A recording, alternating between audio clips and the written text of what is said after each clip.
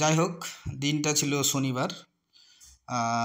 হঠাৎ দিয়ে 8 মাইল আমাদের বাড়ি থেকে ঠিক 5 কিলোমিটার দূরে এক ভাইয়ের ফোন আসে যে তার বাড়িতে একসঙ্গে 6খানা সাপ নাকি দেখা গেছে। রীতিমতো আমরা আমাদের পুরো টিমমেট প্রীতম রাজবংশী, ভবিষ্যৎ রাজবংশী, রাজীব রাজবংশী এবং রাহুল রাজবংশী এবং আমি নিজে সঞ্জিত রাজবংশী 5 জন যথারীতি আমাদের ইনস্ট্রুমেন্ট নিয়ে সেই জায়গায় পৌঁছাই। গিয়ে দেখি সত্যিই সেই কালচিতি, যেটাকে আমরা ঘরচিতি, কেউ কেউ হরহরাও বলে।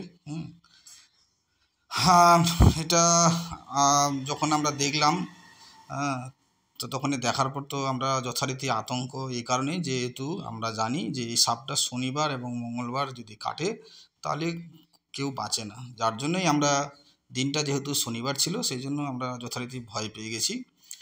যার জন্য আমরা হাত দিয়ে আর ধরার চেষ্টা করলাম না। আমরা আমাদের যে স্ন্যাক ক্যাচার, স্ন্যাক স্টিক যে আছে সেটা দিয়ে ধরছি। প্রচণ্ড রীতিমতো মানে ভয়ঙ্কর পরিস্থিতি। যাই হোক, তবুও আমাদের টিমের ছেলেরা বলল যে না, তারাও এই কাজে কিছুটা হলেও আমাকে সাহায্য করবে। তো আমি বললাম ঠিক আছে, তাহলে আজকে তোমাদের সম্পূর্ণ দায়িত্ব থাকলো, আজকে তোমরা পুরোটাকে ধরো, কিন্তু খুব সাবধানে, কেননা আজকের দিনটা ছিল শনিবার। যেহেতু দেবী চণ্ডী এবং শিব বাবার একটা আশীর্বাদ ছিল যে তোমরা তো নির্বিষ, কিন্তু বাকি 2 দিন তোমাদেরকে বিষ দেওয়া হচ্ছে। এই 2 দিনে যদি কেটে দাও কাউকে তাহলে তারা কিন্তু মারা যাবে। পৃথিবীর কোনো শক্তি তাকে বাঁচাতে পারবে না, যতই অ্যান্টিভেনাম দেওয়া হোক কোনো কিছুই কাজ করবে না। যার জন্য যথারীতি ছেলেগুলো খুব আতঙ্কে ছিল। আমি তো যাই হোক, আমিও আতঙ্কে ছিলাম। কিন্তু দেখা যাচ্ছে যে এখানে পরিস্থিতিতে তবুও ছেলেগুলো খুব রিস্ক নিয়ে কাজ করছে। কেননা আমাদের কাজ হচ্ছে তাদেরকে রেস্কিউ করা। অবশ্যই আমরা সেই চেষ্টায় যথারীতি চেষ্টা করে যাচ্ছি, কারণ বাড়ির লোকজন যারা আছে যথারীতি আতঙ্কেও আছে, তাদেরকেও রক্ষা করার দায়িত্বটা যেমন আমাদের। সেই জন্য ছেলেগুলো যথারীতি যথেষ্ট চেষ্টা করে যাচ্ছে। কিন্তু একাধিক সাপ যেহেতু, সেই জন্য আমাদের পক্ষে সেগুলো উদ্ধার করার পক্ষে খুব কষ্টকর হয়ে দাঁড়িয়েছিল।